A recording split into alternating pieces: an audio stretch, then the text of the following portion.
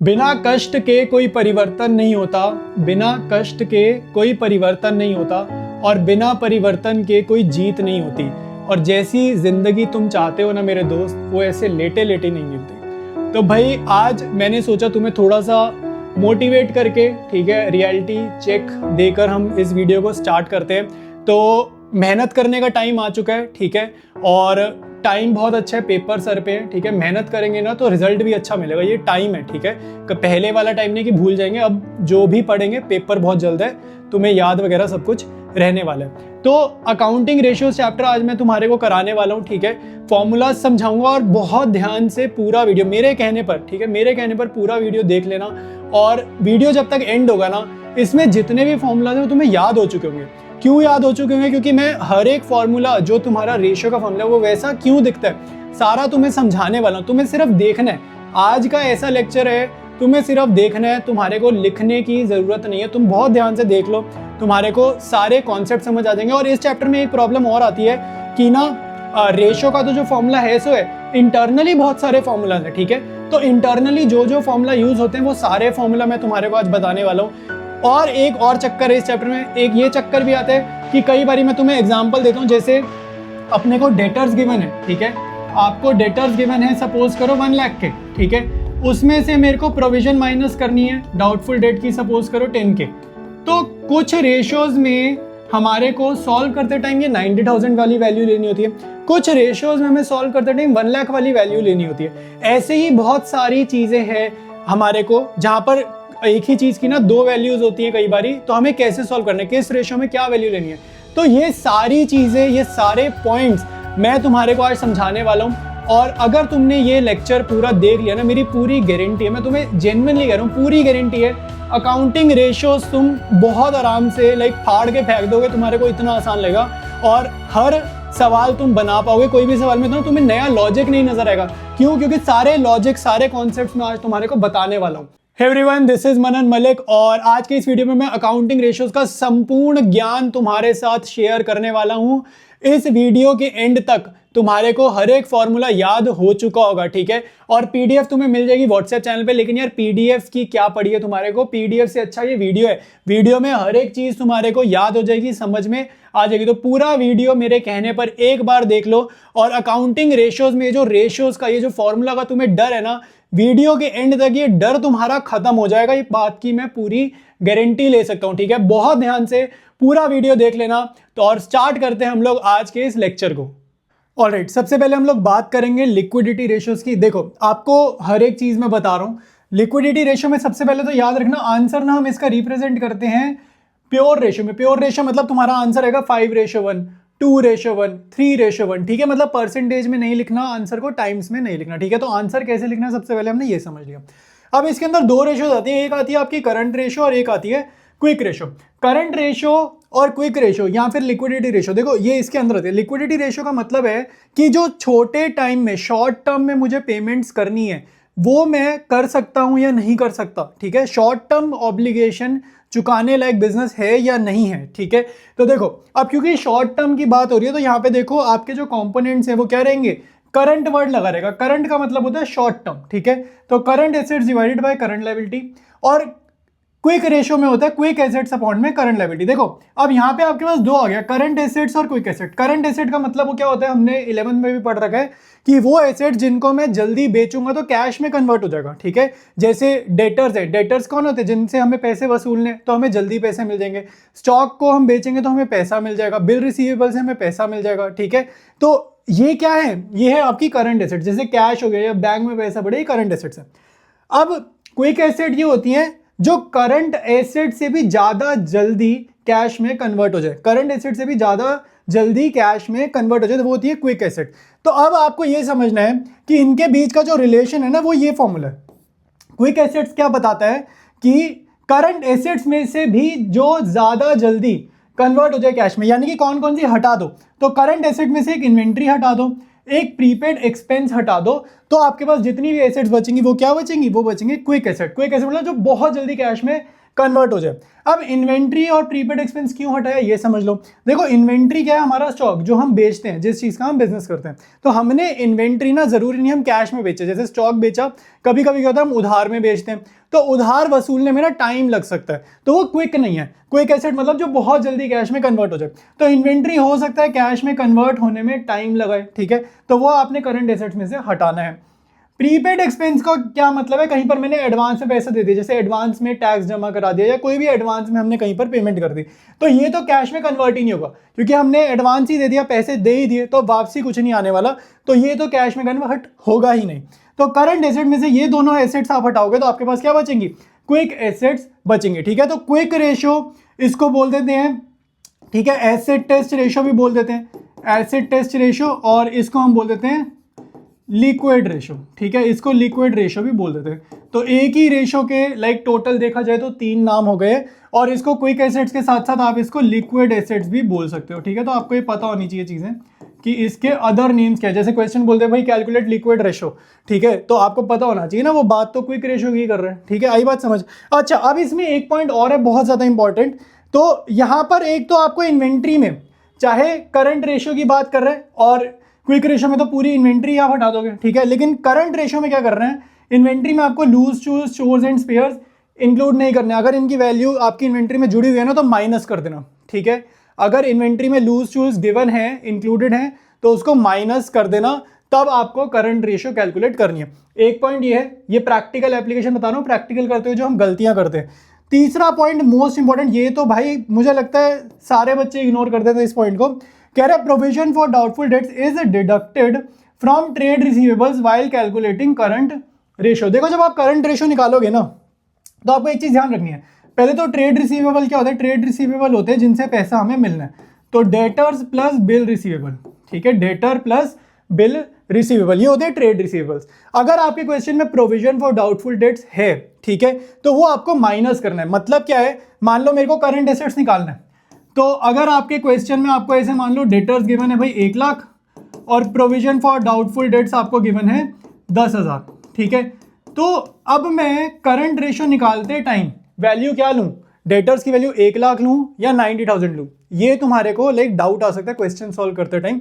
तो हमें याद रखना है कि हमें कैसे सॉल्व करना है, तो हमें provision for doubtful debts deduct करना है, माइनस करना है, यानी कि करंट एसेट्स की वैल्यू जब मैं निकालूंगा, मान लो ये करंट एसेट्स ऐड करके निकलेंगी, तो मेरे को डेटर्स को 90,000 मानना है, 1 लाख नहीं मानना है, प्रोविजन माइनस करनी है। अभी आगे हम एक रेशो ऐसा भी करेंगे जहां पे हमें प्रोविजन माइनस नहीं करना होता, वहां पे हमें 1 लाख लेना होता है। तो बहुत छोटे छोटे बारीक पॉइंट्स हैं पूरे चैप्टर में, तुम्हें सारे पॉइंट्स ध्यान से समझने हैं। ऑलराइट, तो समराइज कर देते हैं, दोनों रेशो में काम एक ही करना है कि क्या बिजनेस शॉर्ट टर्म ऑब्लिगेशन पे करने लायक है या नहीं है। शॉर्ट टर्म ऑब्लिगेशन का यहां पर मीनिंग क्या है, करंट लायबिलिटी, इसीलिए दोनों रेशियोज के डिनोमिनेटर में क्या आ रहा है, करंट लायबिलिटी आ रहा है, ठीक है। तो शॉर्ट टर्म ऑब्लिगेशन मतलब छोटे मोटे जो हमारे पे कर्जे हैं, क्या वो हम जल्दी चुका सकते हैं अगर हमें चुकाने पड़े तो या नहीं।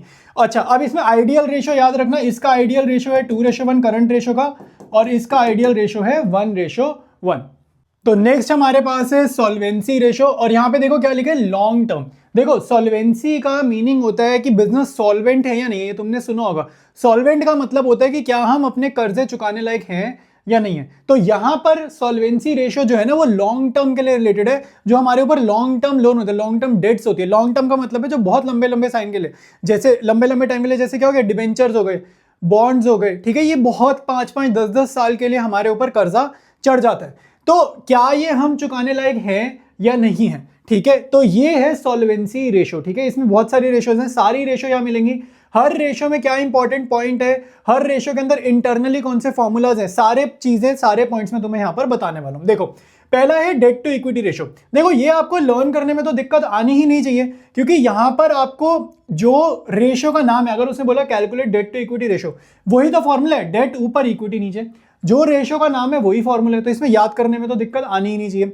अब यहां पर डेट में क्या लिखना है और इक्विटी में क्या लिखना है, इसका मीनिंग तुम्हें पता होना चाहिए। देखो डेट का मतलब है लॉन्ग टर्म कर्जे, करंट लायबिलिटी नहीं, करंट लायबिलिटी होता है शॉर्ट टर्म वाले कर्जे, डेट मतलब है लॉन्ग टर्म के कर्जे।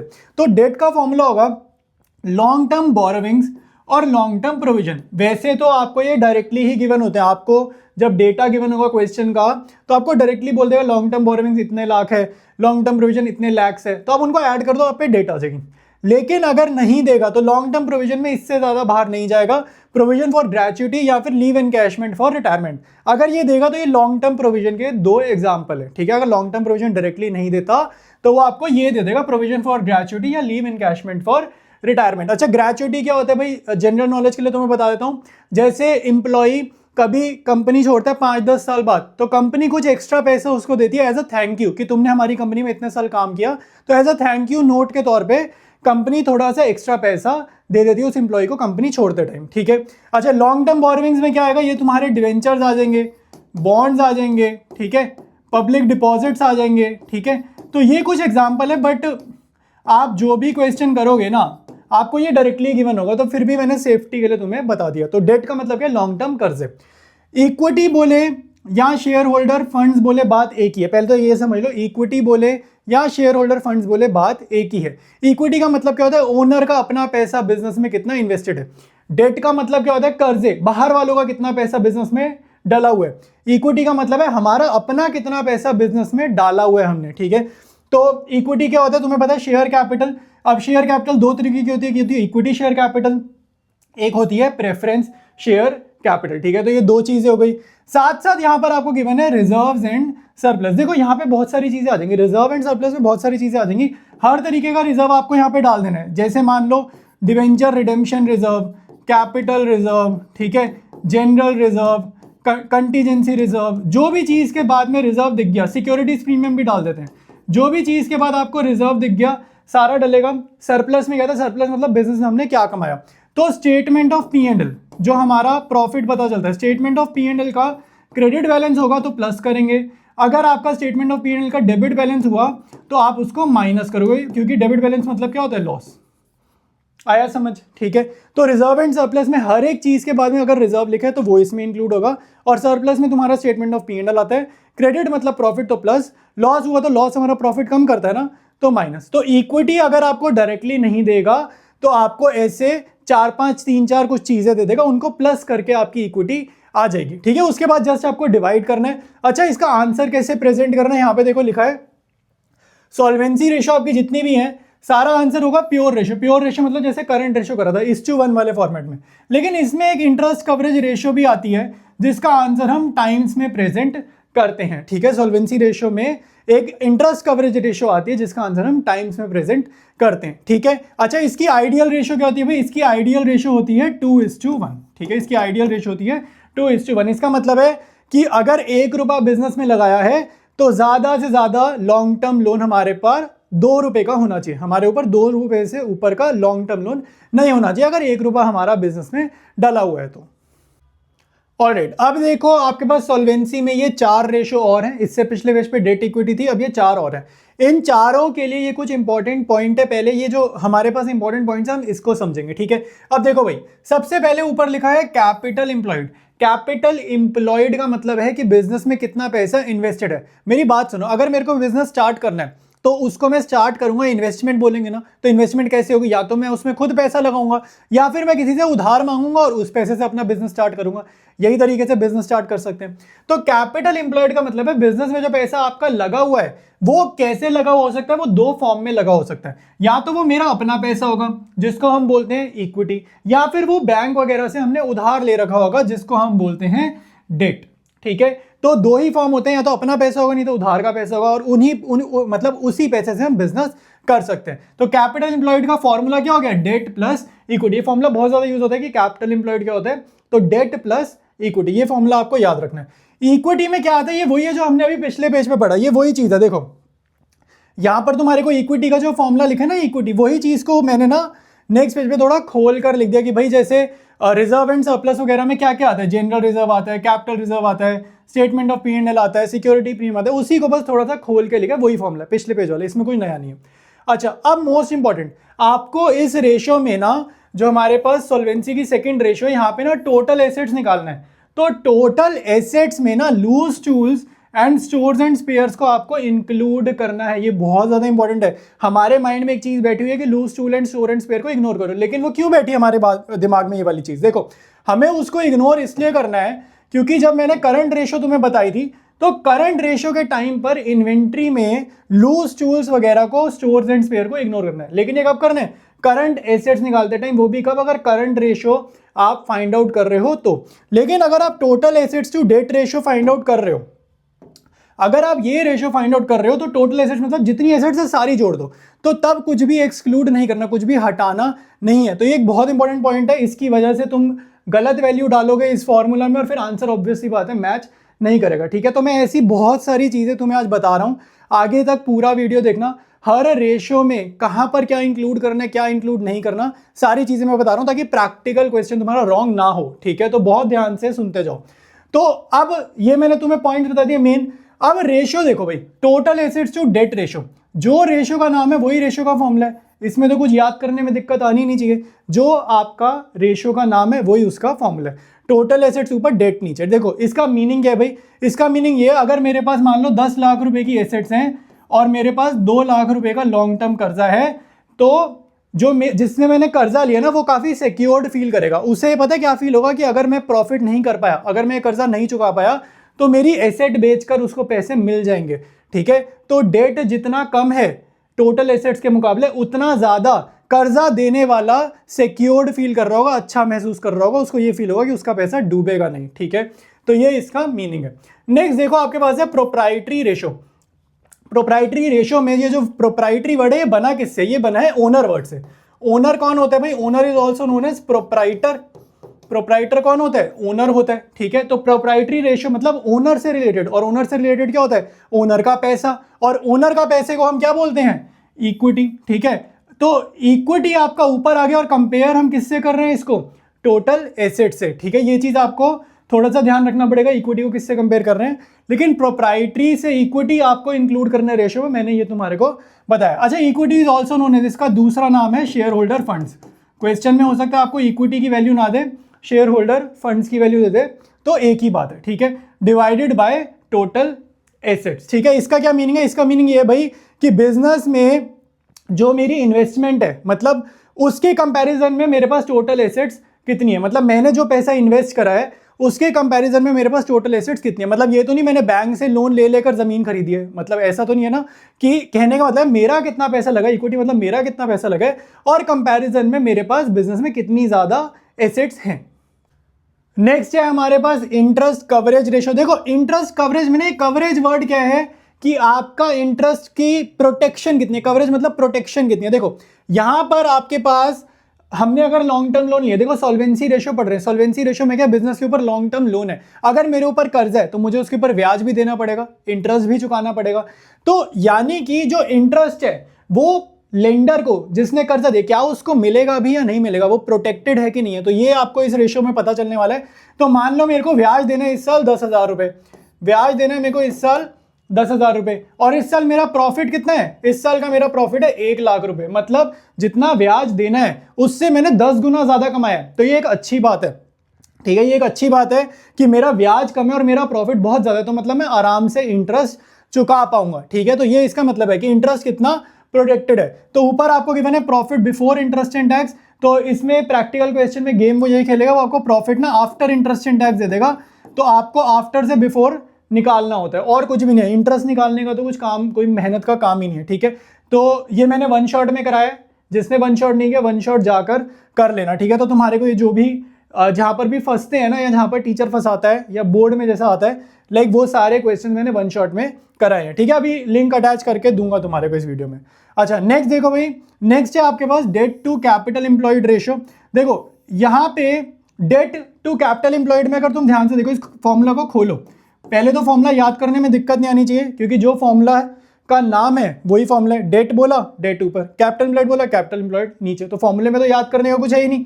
तो इसको अगर हम खोलें तो यहां पर समझने वाली बात यह है कि कैपिटल एम्प्लॉयड क्या होता है?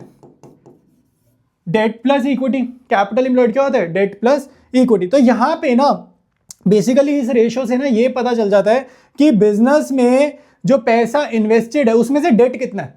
समझ रहे हो भाई, कैपिटल एम्प्लॉयड के बिजनेस में पैसा कितना इन्वेस्टेड है। फॉर एग्जांपल अगर मेरे पास इक्विटी मान लो मैंने 10 रुपए लगाई है, इक्विटी मान लो मैंने 10 रुपए, मतलब मैंने 10 रुपए लगाए हैं और उधार ले लिया किसी से 90 रुपए का। ठीक है, तो डेट की जगह मैंने 90 डाला ना, तो न्यूमरेटर में क्या आएगा? 90 आएगा। तो ये मेरे पास आंसर क्या आएगा 90/100, यानी कि ये मेरे पास क्या आंसर आ जाएगा, ठीक है 0.9:1, ठीक है। तो इससे मेरे को ये समझ में आ रहा है कि यार मेरे ऊपर तो कर्जे ही कर्जे, मेरा तो अपना पैसा बहुत कम इन्वेस्टेड है, ठीक है। तो आपको debt upon capital employed ratio से ये पता चलेगा कि भाई अपना पैसा कितना इन्वेस्टेड है और बाहर से लॉन्ग टर्म लोन कितने लिए हुए हैं। तो इसमें आइडियल क्या होता है कि आपका आंसर ना कम आना चाहिए, मतलब डेट कम हो, बिजनेस में डेट कम हो और इक्विटी थोड़ा सा ज्यादा हो, लाइक उस टाइप का कुछ बैलेंस होना चाहिए, तो एक अच्छा रहता है, ठीक है। तो अच्छा किसके लिए रहता है, जिसने उधार दिया हुआ है बिजनेस को, जिसने उधार दिया हुआ है लेंडर के लिए, क्योंकि लेंडर को इमेज क्या परसीव होगी कि भाई बिजनेस में उसने अपना पैसा भी लगाया है और लोगों से उधार भी लेकर पैसा लगाया। अगर सिर्फ लोगों से उधार लेकर कोई बिजनेस कर रहा होगा तो उसको और उधार लेने में दिक्कत नहीं आएगी, क्योंकि डर लगेगा ना यार ये पता नहीं चुका पाएगा नहीं चुका पाएगा, अपने बिजनेस में अपना ही पैसा नहीं इन्वेस्ट करो तो इसको अपने बिजनेस पे विश्वास है कि नहीं है, ठीक है। तो ये सारा मीनिंग है इन रेशियोज का। नेक्स्ट है हमारे पास एक्टिविटी रेशियो। देखो एक्टिविटी रेशियोज को परफॉर्मेंस रेशियो भी बोल देगा, टर्नओवर रेशियो भी बोल देगा, और टर्नओवर का आपका मीनिंग होता है सेल्स, ठीक है। तो इसमें सबसे पहले हमारे पास इन्वेंट्री टर्नओवर रेशियो। एक चीज याद रखना, अब आप जो भी रेशियो करोगे वो सेल्स से रिलेटेड होंगी इस टॉपिक में, एक्टिविटी रेशियोज में। और जिस भी चीज की हमारे पास बिजनेस में दो फिगर्स होती हैं उनका हमें एवरेज करना है। जैसे अगर मेरे पास डेटर्स की बात करूं तो ओपनिंग डेटर भी होते हैं, क्लोजिंग डेटर भी होता है, तो हम उनका एवरेज करेंगे, ठीक है। सिमिलरली अगर मैं स्टॉक की बात करूं तो ओपनिंग स्टॉक भी होता है, क्लोजिंग स्टॉक भी होता है। तुमने क्लास 11 में बनाया था ना ट्रेडिंग अकाउंट, बैलेंस शीट वगैरह, ओपनिंग क्लोजिंग स्टॉक होते हैं। जिन भी चीजों की दो फिगर्स होती है उनका हमें करना है एवरेज। तो आपको याद रखना है आपको एवरेज करना है। लेकिन सपोज करो क्वेश्चन में आपको डेटा ही सिर्फ एक दिया है, क्वेश्चन में अगर डेटा ही मान लो उसने सिर्फ ओपनिंग स्टॉक दिया, ठीक है, अगर उसने आपको क्वेश्चन में सिर्फ ओपनिंग स्टॉक दिया तो आप यहां पे डायरेक्टली ओपनिंग स्टॉक ही लिख देना, उसको एवरेज मत करना, मतलब उसको डिवाइड बाय 2 मत करना। अगर फिगर एक ही गिवन है तो उसको एज इट इज यहां पे लिखते हैं, उसको डिवाइड बाय 2 नहीं करते। अगर ओपनिंग क्लोजिंग दोनों गिवन हो तो ही आपको डिवाइड बाय 2 करना है। सिमिलरली ओपनिंग की जगह अगर क्लोजिंग गिवन है तो भी आप उसको एज इट इज लिख लेना, डिवाइड बाय 2 मत करना, ठीक है। अगर दोनों गिवन है, ओपनिंग प्लस क्लोजिंग दोनों गिवन है, सिर्फ तब आप डिवाइड बाय 2 करोगे, ठीक है। तो ये आपकी हो गई इन्वेंट्री टर्नओवर रेशियो। अब यहां पे एक चीज बता देता हूं, यहां पे मैंने सेल्स नहीं लिखा, यहां पे हमने लिखा है कॉस्ट ऑफ गुड्स सोल्ड। अब कॉस्ट ऑफ गुड्स सोल्ड क्यों लिखा है, बहुत ध्यान से समझो, अगर समझना चाहते हो तो बहुत इंपॉर्टेंट चीज तुम्हें बता रहा हूं। देखो एवरेज इन्वेंट्री का मतलब क्या है कि इन्वेंट्री का पहले मतलब बताओ। इन्वेंट्री होता है हमारा स्टॉक, इन्वेंट्री क्या होता है हमारा स्टॉक। तो ये जो भी स्टॉक होता है ये किसी जमाने में मैंने खरीदा होगा, तभी मेरे पास आज गोडाउन में वेयर हाउस में स्टॉक पड़ा है। तो जिस जमाने में मैंने ये स्टॉक खरीदा था तब मैंने इसको कॉस्ट प्राइस पे ही खरीदा होगा ना, क्योंकि मैंने खरीदा था तो मैं तो कॉस्ट प्राइस पे खरीदूंगा इसको, ठीक है। तो जब भी मैंने इसको परचेज किया था तो इसको मैंने किस प्राइस पे खरीदा था, ठीक है, इसको मैंने खरीदा था कॉस्ट प्राइस पे, ठीक है।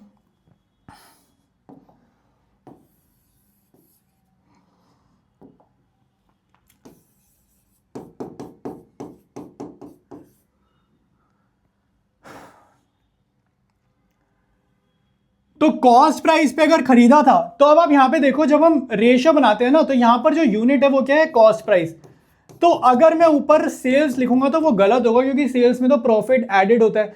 तो मेरे को ऊपर सेल्स नहीं लिखना, मुझे यहाँ पे सेल्स नहीं लिखना, क्योंकि ऊपर सेल्स में प्रॉफिट एडेड होता है और नीचे जो मैं स्टॉक ले रहा हूं उसमें तो प्रॉफिट एडेड नहीं है। तो मेरे को रेशियो बराबर रखनी है। तो मैं यहाँ पे कौन सी सेल ले रहा हूं, मैं यहाँ पे वो सेल ले रहा हूं जिसमें से प्रॉफिट हटा हुआ है, मैं यहाँ पे वो सेल ले रहा हूं जिसमें से प्रॉफिट हटा हुआ है। तो सेल्स में से अगर मैं ग्रॉस प्रॉफिट हटा दूं तो यही तो फॉर्मूला होता है हमारा कॉस्ट ऑफ गुड्स सोल्ड का, ठीक है, यही फॉर्मूला होता है। तो इसीलिए मैंने यहाँ पे क्या लिया, COGS, क्योंकि दोनों तरफ ऊपर नीचे क्या हो रहा है, एक तरीके से मैं कॉस्ट प्राइस पर फिगर लिख रहा हूं। अच्छा, COGS का मीनिंग फॉर्मूले से ही तुम्हें मैंने बता दिया, वो सामान जो हम बेच चुके हैं वो हमें खुद का कितने का पड़ा था, हमें खुद को वो कितने का पड़ा था, कौन सा सामान जो हमने बेच दिया, ठीक है। बेचा मान लो 200 का था, मैंने कितने में खरीदा था, मान लो मैंने 150 में खरीदा था, तो कॉस्ट ऑफ गुड्स सोल्ड क्या हो जाएगी 150, बेसिकली सोल्ड गुड्स का कॉस्ट प्राइस, ठीक है। तो ये आपकी हो जाएगी इन्वेंट्री टर्नओवर रेशियो। नेक्स्ट है आपके पास ट्रेड रिसीवेबल टर्नओवर रेशियो। इसका पहले मीनिंग बता देता हूं, फिर प्रैक्टिकली सॉल्व करते हुए क्या ध्यान रखना है। ट्रेड रिसीवेबल टर्नओवर रेशियो मतलब मैं अपने कस्टमर से जिनको मैं उधार देता हूं उनसे कितना जल्दी पैसा वसूलता हूं, कितना जल्दी पैसा वसूल कर लेता हूं। तो अगर ये रेशियो हाई है तो मतलब मैं बहुत जल्दी जल्दी पैसे वसूलता हूं। अच्छा, अब रिसीवेबल में क्या आते हैं, यहां पर आपके पास अगेन एवरेज लिखा है, और ट्रेड रिसीवेबल में आपके पास आते हैं डेटर प्लस बिल रिसीवेबल, ठीक है। ट्रेड रिसीवेबल में क्या आते हैं, डेटर प्लस बिल रिसीवेबल। तो अगर आपके क्वेश्चन में दो फिगर गिवन है, ओपनिंग डेटर और क्लोजिंग डेटर, तो आप करोगे डिवाइड बाय 2। लेकिन अगर मान लो आपको खाली ओपनिंग का डेटा गिवन है, खाली ओपनिंग का, तो आप डिवाइड बाय 2 नहीं करोगे, आप यहाँ पे डायरेक्टली वैल्यू लिखोगे। ये चीजें याद रखना। सिमिलरली फॉर द क्लोजिंग, ठीक है। अच्छा, अगर आपको opening debtor opening B R given है, closing debtor closing B R given है, तो डिवाइड बाय 4 मत कर देना। यहाँ पे बच्चे कई बार डिवाइड बाय 4 कर देते हैं, क्योंकि वो देखते हैं भाई 4 आइटम गिवन है, डिवाइड बाय 2 ही करना है, ठीक है। तो ये आपके पास हो गया ट्रेड रिसीवेबल टर्नओवर रेशियो। देखो नेक्स्ट है trade payable turnover ratio. Same logic यहाँ पे, सेम लॉजिक जो मैंने तुम्हें बताया एवरेज वाला, सेम लॉजिक यहाँ पे लगेगा। ट्रेड पेएबल में मतलब होता है मुझे जो इनको पैसा चुकाना है, जैसे क्रेडिटर्स और बिल्स पेएबल, ठीक है। Same logic. Trade payable turnover ratio का मतलब क्या है कि मैं कितना जल्दी जल्दी अपना उधार चुका रहा हूं, ठीक है। अब ये डिपेंड करता है, कई कंपनीज जल्दी जल्दी चुकाना पसंद करती हैं, लेकिन इसमें एक नुकसान है, अगर हम जल्दी जल्दी उधार चुकाते हैं ना, तो हमारे पास खुद कैश की कमी हो जाती है। तो कभी कभी क्या होता है, हम धीरे धीरे पेमेंट करें तो बिजनेस के लिए अच्छा होता है। तो ये इसका मीनिंग है। तो सेम फॉर्मूला है यहाँ पे, नेट क्रेडिट सेल्स की जगह परचेज है, एवरेज ट्रेड रिसीवेबल की जगह पेएबल है, क्योंकि आपकी रेशियो में पेएबल है, ठीक है। तो रेशियो देखकर ही तुम्हारे को फॉर्मूला बनाना आ जाएगा। नेक्स्ट देखो है working capital turnover ratio. Working capital का मेरे भाई मीनिंग क्या होता है, वर्किंग कैपिटल का मीनिंग है कि डेली का जो बिजनेस में काम करने के लिए मेरे को कितना पैसा चाहिए। जैसे फॉर एग्जांपल तुम्हें बहुत इजी टर्म्स में समझाता हूं। मान लो तुम किराने की दुकान पे गए, तो किराने की जो दुकान है उसका जो कैश बॉक्स है, कैश बॉक्स मतलब गल्ला बोलते हैं ना, उसके कैश बॉक्स में वो कितने पैसे रखता है एक दिन में, मतलब पूरे दिन में लगभग वो कैश बॉक्स में 2000 रखता है, 1000 रखता है, 5000 रखता है, कितने रखता है, ताकि वो अपने पूरे दिन की डे टू डे एक्टिविटीज कर पाए। तो ये आपका मीनिंग हो गया वर्किंग कैपिटल का। तो यहां पर वर्किंग कैपिटल टर्नओवर रेशियो का मीनिंग ये निकल के आ रहा है कि भाई जो कैश बॉक्स में उसने अगर 5000 रुपए रखे हैं, तो पूरे दिन में उसने सेल्स कितनी करी है। तो यहां पर अगर आपका आंसर ज्यादा आता है, मतलब सेल्स मान लो उसने करी 25,000 की और कैश बॉक्स में रखे 5000, ठीक है। तो अगर मैं यहाँ फिगर रखूं, सेल्स करी 25,000 की, कैश बॉक्स में रखे 5000, तो इसका आंसर क्या आ रहा है, 5 टाइम्स आ रहा है, ठीक है। तो इसका मीनिंग क्या है कि भाई हम कैश पे माल बेचते हैं या अगर उधार पे देते तो जल्दी जल्दी हमारे पास पैसा आ जाता है, तो मतलब मैं कम पैसों में बिजनेस रन कर पा रहा हूं। तो एक अच्छी बात है, higher working capital turnover ratio होना एक अच्छी बात है। ऑलराइट, नेक्स्ट देखो भाई, आपके पास गिवन है fixed assets turnover ratio. Fixed assets मतलब जैसे मान लो मशीनरी लगाई है बिजनेस में, तो अगर मैंने मशीनरी लगाई है 2 लाख रुपए की और मैंने सेल कर दी 10 लाख की, तो ये बहुत बढ़िया चीज नहीं है कि भाई 2 लाख की मैंने बिजनेस में मशीनरी लगाई और उसके दम पे मैन्युफैक्चरिंग वगैरह करके 10 लाख की सेल कर दी, तो एक अच्छी चीज है, ठीक है। तो फिक्स्ड एसेट्स के कंपैरिजन में मैंने कितनी तगड़ी सेल्स करी, तो वो हमारे को पता चल रहा है फिक्स्ड एसेट्स टर्नओवर रेशियो से। तो ये जितनी ज्यादा उतना अच्छा। और यहां पर आपको देखो क्वेश्चन सॉल्व करते ध्यान रखना है, नेट वैल्यू लेनी है। नेट मतलब डिप्रिसिएशन काट के। कभी कभी वो बोलेगा भाई मशीनरी आपकी है 10 लाख की और उसमें से वो बोलेगा डिप्रिसिएशन है 2 लाख की, तो आप बताओ भाई कितना वैल्यू लोगे फॉर्मूला में। तो आप यहां पर कितना लोगे, 8 लाख लोगे, क्योंकि हमारे को नेट वैल्यू लेनी है। नेट वैल्यू ये होती है, और ये जो 10 लाख है इसको पता क्या बोलते हैं, इसको बोलते हैं ग्रॉस, ठीक है। तो ये हमारे को ग्रॉस लेनी है।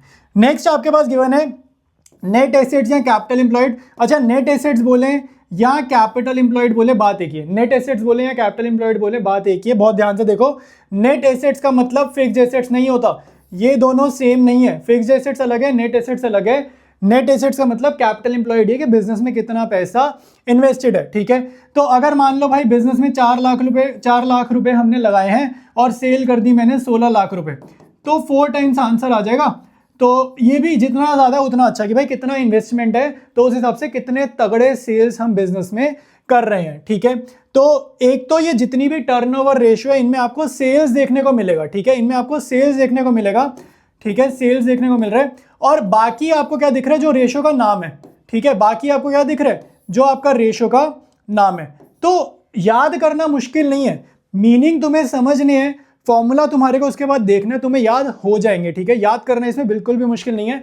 और सबके आंसर्स, ठीक है, इस रेशियो में सबके आंसर टाइम्स में निकलेंगे, इस रेशियो में सबके आंसर टाइम्स में निकलेंगे। अब मूव करते हैं नेक्स्ट रेशियो कैटेगरी पे। ऑलराइट, आगे बढ़ने से पहले कुछ इंटरनल फॉर्मूलाज जरा समझ लेते हैं, आपके यूज होते हैं एक्टिविटी रेशियो जो हम अभी पढ़ रहे थे। देखो, सबसे पहले तो आपको क्वेश्चन में समझना, जो रेवेन्यू फ्रॉम ऑपरेशन होता है ना, वो नेट सेल्स होता है। रेवेन्यू फ्रॉम ऑपरेशन अपने आप में नेट सेल्स होता है। तो क्वेश्चन में आपको कंफ्यूज पता है कैसे करेगा, बोलेगा भाई रेवेन्यू फ्रॉम ऑपरेशन 10 साल और फिर बोलेगा सेल्स रिटर्न 1 लाख। तो आप ना क्वेश्चन में जब सॉल्व करोगे ना तो आप सेल्स को 9 लाख ले सकते हो। ये गलती बच्चे अक्सर करते हैं, लेकिन आपको एक बात याद रखनी है, रेवेन्यू फ्रॉम ऑपरेशन में ना ऑलरेडी ये सेल्स रिटर्न माइनस ऑलरेडी हो चुका है, तो आपको ये सेल्स रिटर्न इग्नोर करना है। ठीक है, अगर आपको आरएफओ गिवन है तो आपको सेल्स रिटर्न इग्नोर करना है, क्योंकि आरएफओ अपने आप में नेट सेल्स होता है। ठीक है, और हमें हर रेशियो में नेट सेल्स ही लेना है सॉल्व करते टाइम। अब आगे देखो भाई, ये फॉर्मूला तो मोस्ट इंपॉर्टेंट है। सेल्स में से उसका प्रॉफिट हटा देंगे तो कॉस्ट निकल के आ जाएगी, सीओजीएस निकल के आ जाएगी, तो बहुत ज्यादा यूज होता है, बहुत इंपॉर्टेंट फॉर्मूला है। अब यहाँ पे एक और इंपॉर्टेंट फॉर्मूला है, provision for doubtful debts is not deducted when calculating trade receivable turnover ratio. इसको कंपेयर करोगे करंट रेशियो से तो तुम्हें समझ में आएगा। जब हम ट्रेड रिसीवेबल टर्नओवर रेशियो की बात कर रहे हैं, वो बोल रहे हैं आप यहाँ पे ग्रॉस डेटर ले लो। मतलब अगर आपको जैसे मान लो डेटर्स कितने हैं 1 लाख और प्रोविजन मान लो है 10,000, तो 90,000 आप मत लेना, 90,000 मत लेना। अगर हम ट्रेड रिसीवेबल टर्नओवर रेशियो की बात करें, आप 1 लाख लेना। ठीक है, डेटर्स को आप 1 लाख लेना। लेकिन जब हम करंट रेशियो निकाल रहे थे, ठीक है, जब हम करंट रेशियो निकालते हैं तो यहां पर वो क्लियर बोल रहा है कि प्रोविजन फॉर डाउटफुल डेट्स अब माइनस करना। यहां पर जब मैंने लिखा था कि 1 लाख में से 10,000 हटा देना, तो अगर आप करंट रेशियो या क्विक रेशियो, दोनों रेशियो में बात एप्लीकेबल है, आपको 90,000 वैल्यू लेनी है। ठीक है, तो ये ट्रीटमेंट का फर्क है अलग अलग रेशियो में एक ही चीज का। ठीक है, तो ध्यान रखना है तुम्हारे को इन्हीं चीजों का, इन्हीं चीजों के लिए मेन मैं वीडियो बना रहा हूं, ताकि तुम्हारे कॉन्सेप्ट्स क्लियर हो जाए कि किस रेशियो में कैसे करना, ताकि तुम्हारा आंसर गलत ना है। ठीक है, तो ये बहुत इंपॉर्टेंट चीज़ है और अभी भी कई चीज़ें मैं तुम्हारे को बताने वाला हूँ, तो पूरा एंड तक देखना, नहीं तो किसी एक रेशियो में भी गलती होगी ना तो बहुत खराब रहेगा। अब देखो भाई, अपने पास आ गया कॉस्ट ऑफ गुड्स सोल्ड का फॉर्मूला। देखो कॉस्ट ऑफ गुड्स सोल्ड के आपको टोटल 2 फॉर्मूला होंगे। एक तो आपका ये वाला है, ठीक है, यहाँ पे आप सीओजीएस निकालोगे। अगर ये फॉर्मूला नहीं लगेगा, कभी कभी क्वेश्चन में आपको दूसरा डेटा गिवन होता है, तो आपको ये वाला फॉर्मूला लगाना है। इसको हम यूजुअली बोलते थे सीओजीएस का लंबे वाला फॉर्मूला, हम अपना समझने के लिए बोलते थे सीओजीएस का लंबे वाला फॉर्मूला। तो यहाँ पर आपको opening inventory, purchases, closing inventory, इसमें दिक्कत नहीं आएगी। आपको दिक्कत आएगी डायरेक्ट एक्सपेंसेस पहचानने में, क्योंकि कई बार क्वेश्चन में ना डायरेक्ट एक्सपेंस कैसे दे देगा, नाम लिख देगा, बताएगा ही नहीं कि डायरेक्ट एक्सपेंस है या इनडायरेक्ट एक्सपेंस है। तो डायरेक्ट एक्सपेंस जो भी आपको पूछे जा सकते हैं बोर्ड के पेपर में, इससे बाहर नहीं जाएगा। तो डायरेक्ट एक्सपेंसेस के मैंने एग्जाम्पल लिख दिए हैं, wages, carriage inwards, freight inwards, ठीक है, नॉट आउटवर्ड्स। ये तुम्हारा हिंट है, जो भी खर्चा इनवर्ड्स है, कैरेज हो गया, कार्टेज हो गया, फ्रेट हो गया, अगर इनवर्ड्स है तो वो आपका होगा डायरेक्ट एक्सपेंस। अगर कैरेज आउटवर्ड है तो वो आपका डायरेक्ट एक्सपेंस नहीं है। फ्रेट आउटवर्ड्स है तो वो आपका डायरेक्ट एक्सपेंस नहीं है। ठीक है, तो डायरेक्ट एक्सपेंसेस के मैंने एग्जांपल लिख दिए, तो इसके बाहर कोई और एग्जांपल नहीं जाने वाला। ठीक है, तो मूव करते हैं हम लोग आगे। अब अपने पास है प्रॉफिटेबिलिटी रेशियो, सबसे इजी रेशियोज है ये। सबसे पहले तो इनका आंसर आपका परसेंटेज में निकलेगा, तो क्योंकि आंसर परसेंटेज में निकल रहा है तो इन सभी रेशियो में ना मल्टीप्लाइड बाय 100 हमें करना होता है। ठीक है, सबसे आसान। ग्रॉस प्रॉफिट रेशियो में आपको एक चीज समझनी है, एक तो ये कंपेयर देखो किससे कर रहे हैं, सबको सेल से कंपेयर कर रहे हैं। यहाँ पे देखो सबके डिनोमिनेटर में सेल्स है, तो एक और अच्छा पॉइंट हो गया। अब दूसरी चीज देखो, ग्रॉस प्रॉफिट रेशियो का आंसर अगर आता है 10%, तो इसका मतलब क्या है कि अगर 100 रुपए का माल बेचा तो 10 रुपए मेरा ग्रॉस प्रॉफिट था। अगर 100 रुपए का माल बेचा, सेल करी, तो 10 रुपए मेरा ग्रॉस प्रॉफिट था। ये मतलब है अगर ग्रॉस प्रॉफिट रेशियो का आंसर आया 10%। ठीक है, ऑपरेटिंग रेशियो खाली लिखा है तो ये पूछ रहे हैं, वो आपसे पता है क्या पूछ रहे हो, पूछ रहे हो ऑपरेटिंग कॉस्ट रेशियो। तो ऊपर ऑपरेटिंग कॉस्ट लिखा, नीचे net sales into 100। Gross profit ratio में देखो ऊपर ग्रॉस प्रॉफिट लिखा, नीचे नेट सेल्स इनटू 100। जो आपकी रेशियो का नाम है वो ऊपर, सेल्स नीचे। ठीक है, तो आपका फॉर्मूला बन जाएगा।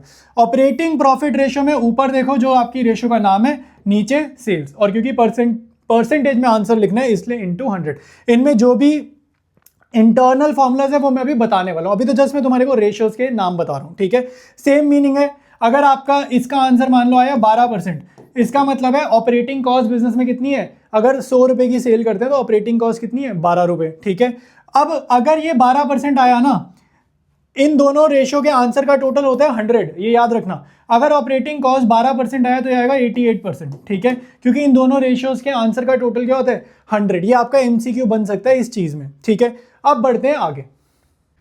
नेक्स्ट है आपके पास नेट प्रॉफिट रेशियो। यार ये बिल्कुल सेम है ग्रॉस प्रॉफिट की तरह। आप ध्यान से देखो, डिनोमिनेटर में सेल्स है और नेट प्रॉफिट आफ्टर टैक्स। देखो इसका आंसर मतलब अगर आया मेरा 6%, तो इसका मतलब है अगर 100 रुपए की मैंने सेल करी, 100 रुपए की अगर मैंने सेल करी तो 6 रुपए उसमें मेरा क्या था, नेट प्रॉफिट था। ठीक है, ये इसका मीनिंग है। फिर रिटर्न ऑन इन्वेस्टमेंट, देखो रिटर्न पता है किस पे लगता है, रिटर्न सेल पे नहीं होता। रिटर्न ऑन इन्वेस्टमेंट तुम कभी भी आमतौर पे बात करते हुए सुनोगे किसी को भी, टीवी में, यूट्यूब पे, कहीं पर भी। तो अगर कोई पूछता है भाई कितना रिटर्न है, तो वो रिटर्न पूछ रहा है कितना पैसा तुमने लगाया, उस पे कितना तुमने कमाया, जो पैसा लगाया उस पे कितना तुमने कमाया। तो ये होता है रिटर्न ऑन इन्वेस्टमेंट। तो ऊपर आता है प्रॉफिट, नीचे आता है कैपिटल एम्प्लॉयड। कैपिटल एम्प्लॉयड मतलब डेट प्लस इक्विटी। ठीक है, अब जरा इसमें हम आगे बढ़ेंगे और आगे तुम्हें ना इस प्रॉफिटेबिलिटी रेशियो में जो भी आपके इंपॉर्टेंट पॉइंट्स है वो मैं यहां पर बता रहा हूं। देखो पहले तो आपको ऑपरेटिंग एक्सपेंसेस, देखो ऑपरेटिंग एक्सपेंसेस में वैसे तो बहुत सारे एक्सपेंसेस है, लेकिन जो मैंने यहां लिखे हैं ना, यही आपके क्वेश्चन में यही डेटा गिवन होता है। वैसे बहुत सारे हैं, लेकिन जो मैं यहां लिख रहा हूं ना, ये याद कर लो, तुम्हारे सारे क्वेश्चन इसी से बन जाएंगे। तो ऑपरेटिंग एक्सपेंसेस देखो, administrative, selling expenses, employee benefit, depreciation, amortisation. Operating मतलब बिजनेस की डे टू डे एक्टिविटीज करने में, जो मेरा बिजनेस का प्राइमरी काम है, ठीक है, जो मैं बिजनेस जिसका कर रहा हूं उसको करने के लिए जो हमारे खर्चे हो रहे हैं वो होते हैं हमारे ऑपरेटिंग एक्सपेंसेस। ऑपरेटिंग कॉस्ट में क्या आएगा, देखो ऑपरेटिंग कॉस्ट में ऑपरेटिंग एक्सपेंसेस आएगा, यानी कि ये आएगा। ठीक है, ये आपका आएगा यहाँ पे। साथ साथ इसमें ऐड करना होता है सीओजीएस। सीओजीएस निकालने के दो फॉर्मूले, एक लंबे वाला फॉर्मूला है और एक है वो सेल्स माइनस ग्रॉस प्रॉफिट वाला फॉर्मूला है। ठीक है, तो ये आपका ऑपरेटिंग कॉस्ट का फॉर्मूला लगेगा। इन दोनों का टोटल 100 हो जाए, मैंने तुम्हारे को ऑलरेडी बता दिया। ठीक है, नेक्स्ट है नॉन ऑपरेटिंग एक्सपेंसेस भी कभी कभी हमारे को निकालने पड़ जाते हैं। तो कौन कौन से हैं, बहुत सारे हैं, लेकिन जो यहाँ लिख रहा हूँ ये याद कर लेना। ठीक है, interest on long term borrowings, loss on sale of fixed asset, basically non operating होता है जिस चीज का ना मेरा रोज का काम नहीं है, जो कभी कभी होते हैं। ठीक है, तो interest on long term borrowings और loss on sale of fixed asset. Fixed assets हम रोज नहीं बेचते ना, कभी कभी बेचते, तो कभी घाटा हो गया। नॉन ऑपरेटिंग इनकम देखो, interest on investments, gain on sale of fixed asset. ठीक है, यहाँ पे गेन आ जाएगा, तो ये नॉन ऑपरेटिंग इनकम है। नॉन ऑपरेटिंग इनकम मतलब जिस चीज का मेरा काम नहीं है, किसी और सोर्स से, जिस चीज का मेरा काम नहीं है उसके अलावा कहीं से इनकम हो जाए, तो वो हो जाएगी नॉन ऑपरेटिंग इनकम।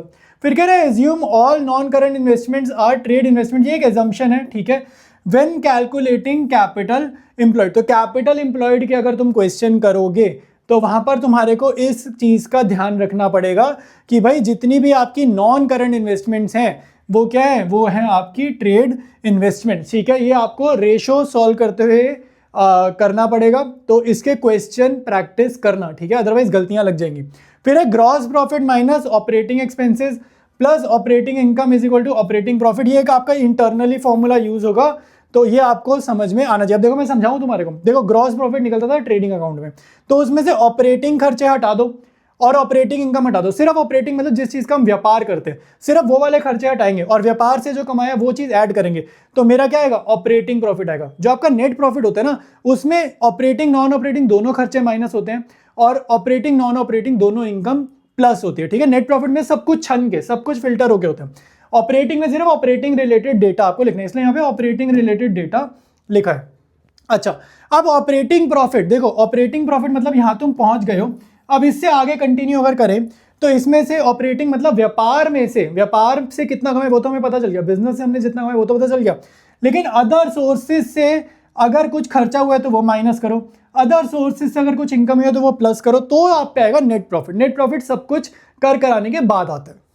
अगर इन रेशियोज के क्वेश्चन सॉल्व करना चाहते हो, ठीक है, तो तुम्हारा चैप्टर बहुत तगड़े तरीके से तैयार हो जाएगा। तो सॉल्व करना है तुम्हारे को इस वाले वीडियो को।